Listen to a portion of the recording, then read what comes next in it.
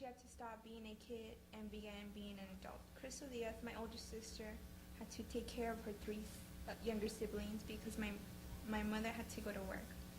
A few years before that, my mother and father separated.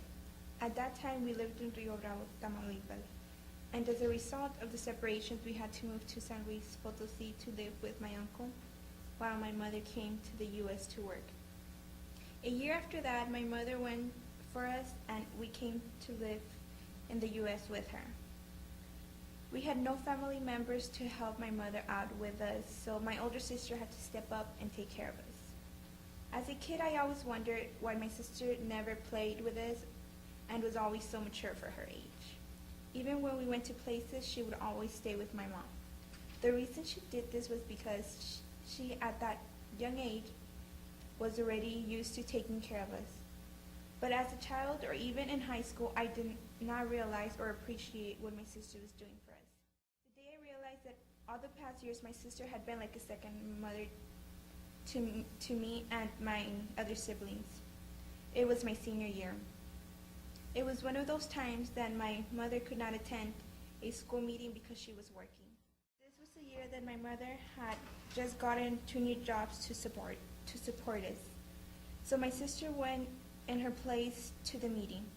In this meeting that I will never forget, my sister was sitting next to me. Then my math teacher, Mr. Wagner, came up and introduced himself.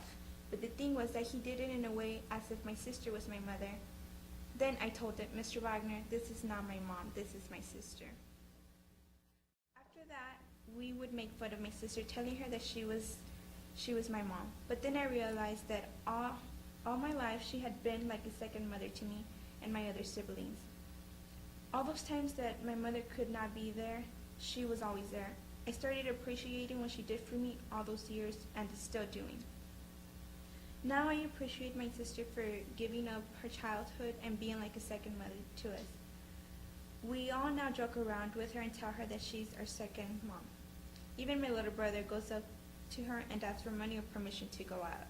But all she tells him is, "Yo no soy tu madre, ve y preguntar a ella." He does this because he knows my sister is more lenient than my mom. I thank her because she was always at my school meetings and taking care whenever my mother could not be there. Until this day, she still helps us and gives us what we need even when we don't deserve it. I am proud of her because she was able to finish her bachelor's degrees even though she was raising 3 kids.